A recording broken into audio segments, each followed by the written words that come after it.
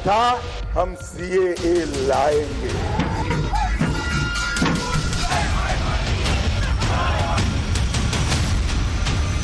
जब आप लोग कागज निकालने की तैयारी करिए।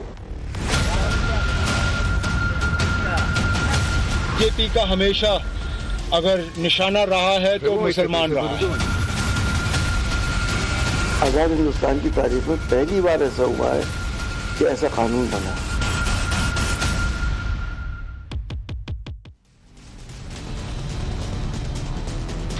टाइम्स ऑफ भारत पर देश के सबसे पसंदीदा डिबेट शो राष्ट्रवाद में आपका स्वागत है। आपके साथ मैं हूं राकेश पांडे। आज हमारी मौजूदगी है मजनू का टीला में।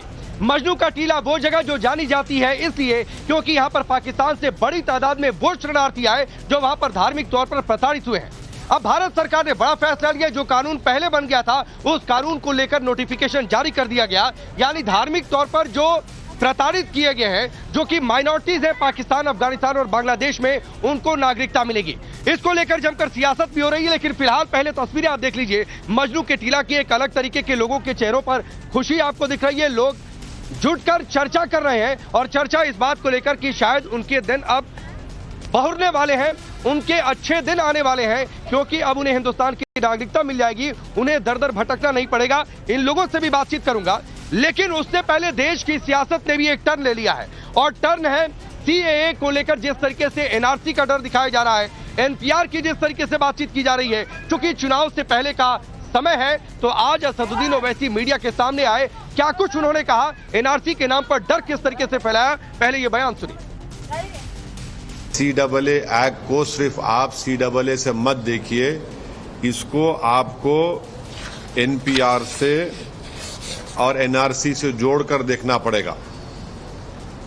और जब वो होगा तो जाहिर है उसमें सबसे ज्यादा निशाना बनेंगे मुसलमान, दलित, आदिवासी और गरीब लोग। ये रमजान का महीना शुरू हो रहा, तो आप लोग एक मैसेज देना चाहते थे भारत की सबसे बड़ी माइनॉरिटी को जो 17 करोड़ की है कि अब आप लोग कागज निकालने की तैयारी करिए। तो अब सुना आपने असदुद्दीन ओवैसी को, वो ये कह रहे हैं कि कागज दिखाना पड़ेगा। रमजान के वक्त में जानबूझकर सरकार इस तरीके के फैसले को लेकर आई। लेकिन फिलहाल ये तस्वीरें देखिए मजनू के टीला की, किस तरीके से लोग छोटी छोटी झोपड़ियां बनाकर, झुग्गियां बनाकर यहां पर आकर लोग रह रहे हैं। और जब नोटिफिकेशन आया तो इनके चेहरों पर एक रोशनी की चमक आई, और ये चमक इसलिए क्योंकि अब ये हिंदुस्तानी कहे जाएंगे जब इन्हें नागरिकता मिल जाएगी। लेकिन फिलहाल आप सुनिए 3 वो बयान जिसमें यह कहा जा रहा है कि सरकार मुसलमानों को टारगेट कर रही है, मुसलमानों के साथ भेदभाव कर रही है। NRC की ये पहली सीढ़ी है। सुनिए इन बयानों को। आजाद हिंदुस्तान की तारीख में पहली बार ऐसा हुआ है कि ऐसा कानून बना है। हमें कानून में कोई दिक्कत नहीं है, सिर्फ दिक्कत इस बात में है कि धर्म के आधार पे इंसानों को मत बांटो। नागरिकता इनकी कंफर्म होने के बाद नेक्स्ट स्टेप NRC है। और बीजेपी का हमेशा अगर निशाना रहा है तो मुसलमान रहा है। CAA में भी अगर आप देखें तो चुन के सिर्फ मुसलमानों को निशाना बनाया। ये बीजेपी की कोई नई सियासत है नहीं, ये पहले से ही उनका रवैया रहा है। लेकिन मैं हैरान इस बात पे हूँ क्योंकि अभी तक तो लग रहा था कि बीजेपी वाले 400 सीटों का दावा कर रहे थे। बीजेपी वाले ये कह रहे थे कि अब राम मंदिर के बाद वो हार ही नहीं सकते। लेकिन कहीं ना कहीं शायद उनको लग रहा है कि उनकी जो पोजीशन है वो कमज़ोर है, और इसलिए उनको ये नए नए हथियार जो हैं वो इस्तेमाल करने पड़ रहे हैं। ट्रिपल तलाक बिल, 370, राम मंदिर और अब CAA। आप तीनों को देखिए, अगर देश का या देश के नागरिकों का इससे कोई भला हुआ हो, तीनों जो उनके मुद्दे हैं सिर्फ और सिर्फ तुष्टीकरण के मुद्दे हैं, हिंदुओं को इकट्ठा करने के मुद्दे हैं, मुसलमानों को डराकर धमकाकर उनकी मॉब लिंचिंग करके ट्रिपल तलाक बिल लाकर 370 को हटाकर और अब नया ये एक्ट लाकर ये बताने और जताने की कोशिश की जाती है कि हम मुसलमानों के खिलाफ हैं और उससे हिंदू इकट्ठा होता है। तो आपने देखा कैसे अपने अपने हिसाब से सियासत साधी जा रही है। लेकिन इस बीच क्या भावना रही है ये भी एक तस्वीर दिखाता हूं। आप ये देखिए, एक छोटा सा मंदिर है मजनू के टीला में, यानी वो माइनॉरिटी जो पाकिस्तान के हिसाब से, जो कि वहां पर हिंदू हैं, जिन्हें पूजा करने की स्वतंत्रता नहीं है, जो अपने धर्म की रीतियों का पालन नहीं कर सकते हैं, वो यहाँ पर आकर रह रहे हैं मजनू का टीला में मंदिर बनाकर रहकर। लेकिन अब उन लोगों को ये उम्मीद है कि बहुत जल्दी और बहुत कुछ बेहतर उनके जीवन में, उनके भविष्य में होने वाला है। लेकिन चूंकि चुनाव में, जैसा मैंने पहले कहा, ममता बनर्जी भी मीडिया के सामने आ गई। वो कानून पर ही सवाल खड़ा कर रही है और संदेह कर रही है कि भाई ये कानून वैध है कि अवैध है, जबकि ये कानून संसद से पास हुआ है। सुनिए। কাজে লাগবে যে রুলসটা কালকে কেন্দ্রীয় সরকার ঘোষণা করেছে, আদৌ এটা বৈধ কিনা আমার সন্দেহ আছে। কোনো ক্ল্যারিটি নেই, টোটাল ভাওতা। चलिए वो सवाल आपके सामने रखता हूं जिनके इर्द गिर्द आज की चर्चा आगे बढ़ने वाली है। सवाल पहला ये कि सीएए पर हिंदू मुसलमान सब खुश हैं, ओवैसी ममता दुखी क्यों है? सवाल ये भी कि सीएए गैंग वोट के लिए क्या एनआरसी का डर फैला रहा है? सवाल ये भी कि भाईजान का भड़काऊ टेप ऑन हो गया, बाकी मुद्दा क्या चले गए, गौन हो गए? सवाल ये भी कि मुस्लिमों को नागरिकता जाने का डर कौन दिखा रहा है? और सबसे बड़ा सवाल चुनावों से पहले, और सवाल ये कि क्या विपक्ष को सीएए से वोट बैंक जाने का डर सता रहा है क्या?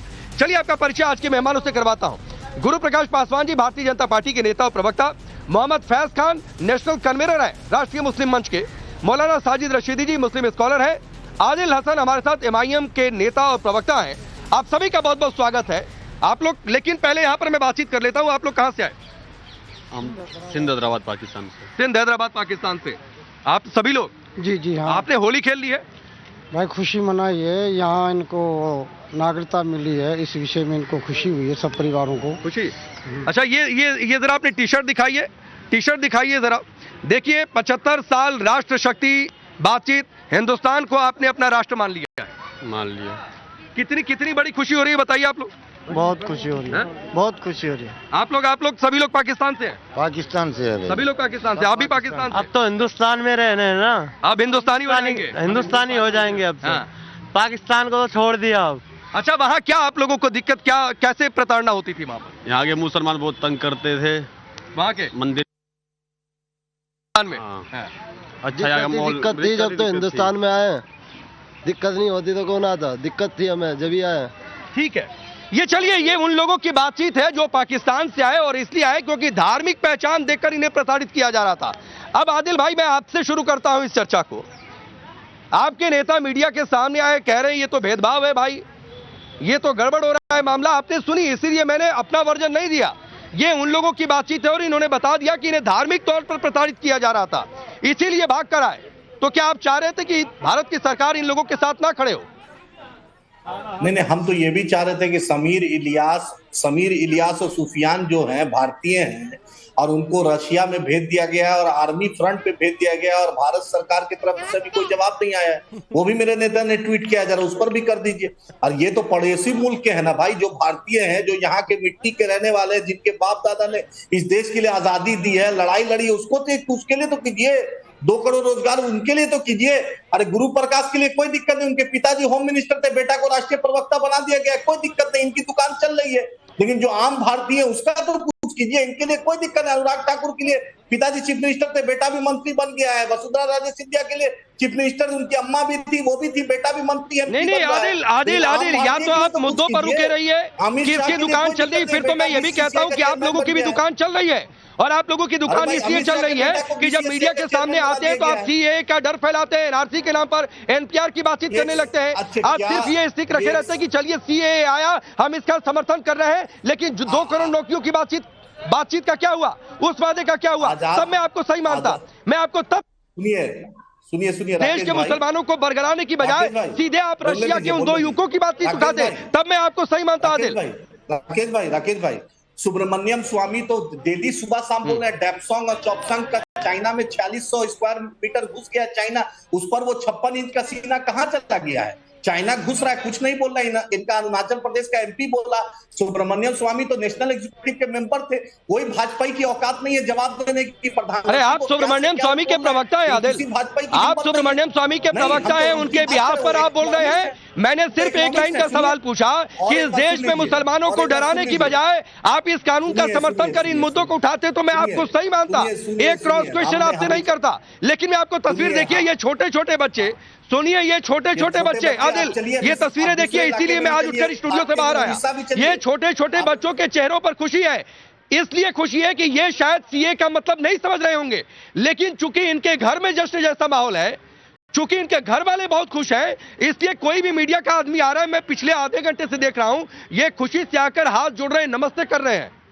ये इन बच्चों के घर में किस तरीके से माहौल बदला है, इस तस्वीर को आप समझिए। और अगर आप नहीं समझ सकते हैं तो मैं इसका कुछ नहीं कहूंगा। गुरु प्रकाश इनकी बातचीत का जवाब दीजिए, फिर मैं आगे बढ़ता हूं।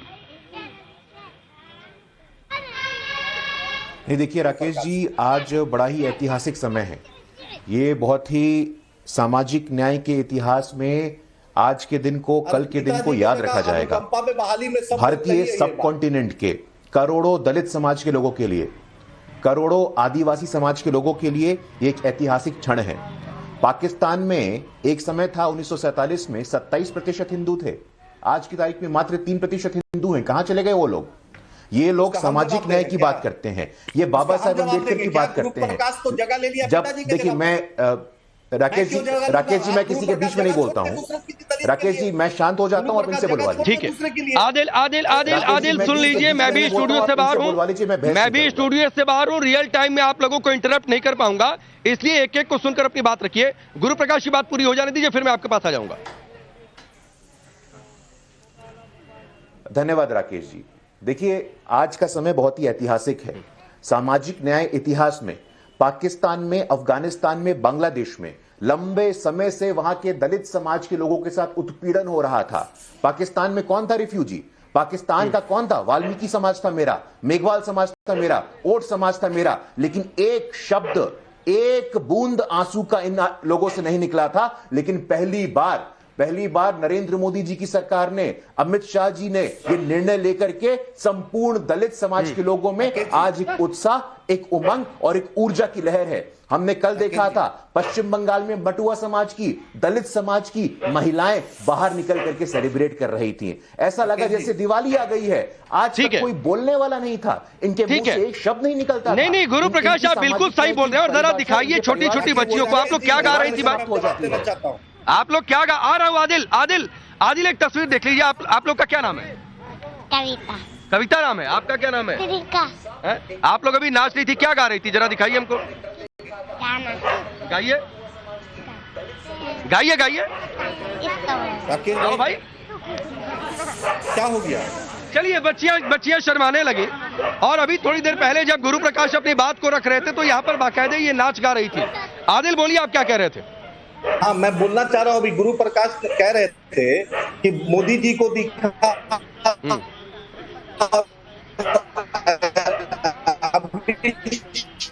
जी को दिखा, तो क्या इनके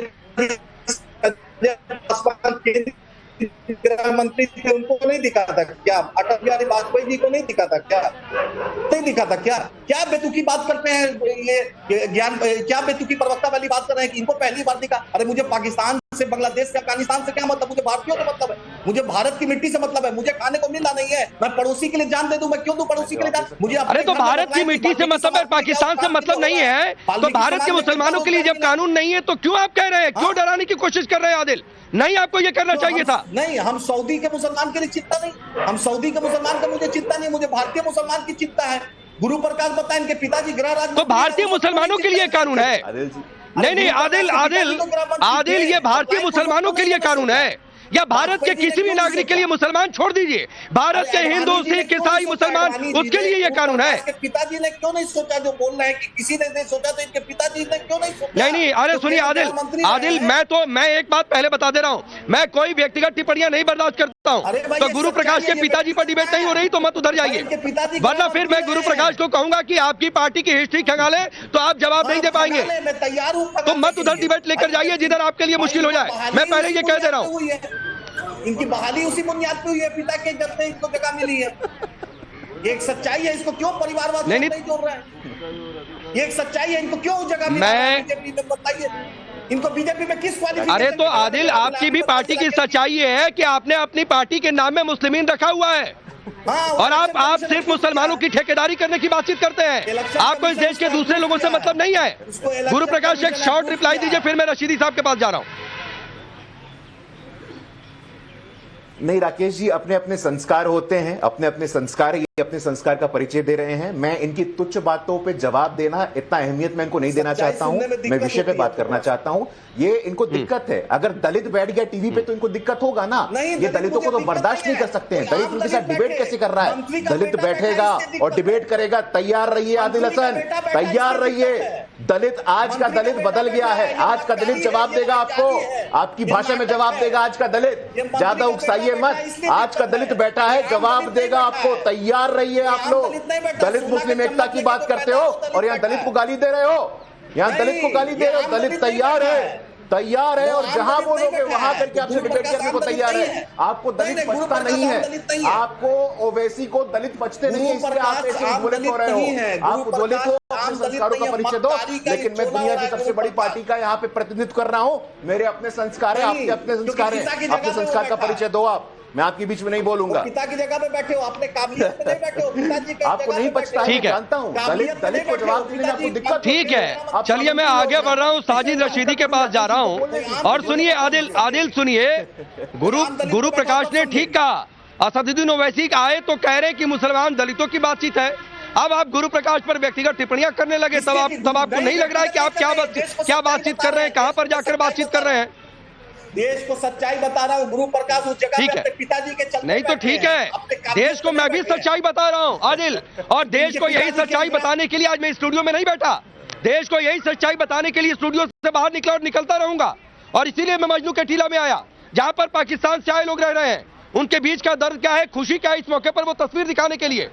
चलिए साजिद रशीदी, आपके पास आ रहा हूं। आपने भी तस्वीरें देखी और मैं इन लोगों के बीच में हूं। आप कह रहे हैं कि हिंदुओं को इकट्ठा करना आपको दिक्कत है।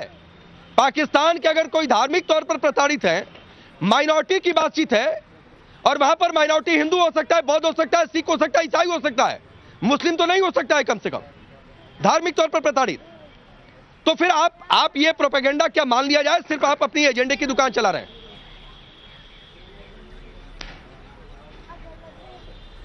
नहीं, देखिए पांडे जी, एक बात तो आपको माननी पड़ेगी। ये जो तस्वीरें आप दिखा रहे हैं ना, आप इनसे जरा सच्चाई पूछिए। मेरे पास तो 2 महीने पहले की रिपोर्ट है मजनू के टीले की।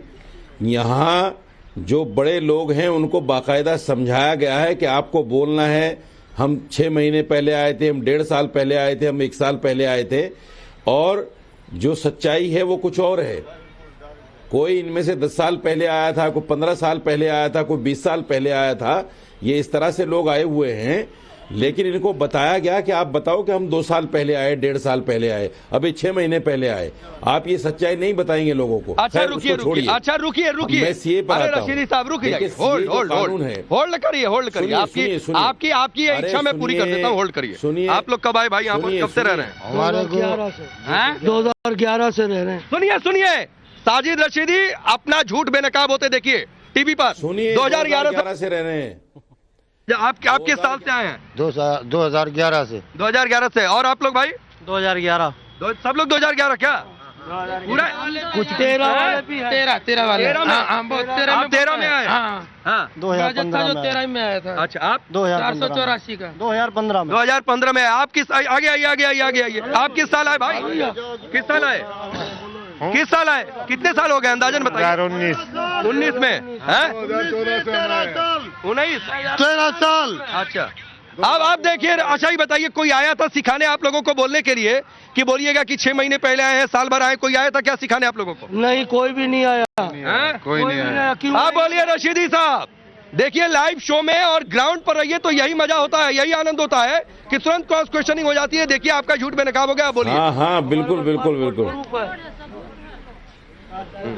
मेरा तो झूठ बेनकाब करेंगे आप, क्योंकि मेरी बात तो हजम होती नहीं पांडे को। पांडे जी को मेरी बात हजम नहीं होती। अब सुनिए बात। नहीं भाई, देखिए CAA जो कानून आया है, इसमें मुझे कोई आपत्ति नहीं है, ना हिंदुस्तान के मुसलमान को कोई आपत्ति है। फर्क सिर्फ इतना है, जिसका मुझे अधिकार है, मेरे संविधान ने दिया है बोलने का, कि आपने मुसलमान को क्यों अलग कर दिया। अगर कोई प्रताड़ित है किसी भी देश में, चाहे वो मुसलमान हो, चाहे वो हिंदू हो, चाहे वो सिख हो या ईसाई, उसको लेना चाहिए। हमारी तो ये सभ्यता है, हमारा तो ये कल्चर है कि हम मेहमान को आने वाले का खैर मकदम करते हैं, बाहें फैलाते हैं उसके लिए, उसकी आवभगत करते हैं, उसकी मेहमान नवाजी करते हैं। नहीं रशीदी साहब, अच्छा वो हिंदू है मुसलमान, चलिए इसका जवाब फैज देंगे। और इस बीच जरा वो ग्राफिक्स टेलीविजन स्क्रीन पर डाल दीजिएगा कि मुसलमानों को नागरिकता क्यों नहीं दी जा रही है। जरा वो ग्राफिक्स भी टेलीविजन स्क्रीन पर डाल दीजिएगा ताकि रशीदी साहब बैठकर आराम से उसको पढ़ते रहे। तब तक फैज भाई बताइए, 3 देशों के लिए कानून है, पाकिस्तान, बांग्लादेश और अफगानिस्तान। वहां पर धार्मिक तौर पर जो प्रताड़ित है, अब जरा बताइए कि साजिद रशीदी को कि पाकिस्तान, अफगानिस्तान, बांग्लादेश में हिंदू धार्मिक तौर पर प्रताड़ित होगा या मुसलमान होगा? बिस्मिल्लाहिर्रहमानिर्रहीम, रब्बिश रहली सदरी व यस्सिर ली अमरी वहलुल उक़दतन मिन लिसानी यफ़क़हू क़ौली। श्री नरेंद्र मोदी जी और उनकी सरकार को धन्यवाद कि रमज़ान के पाक महीने में एक पाक कानून उन्होंने बनाया है।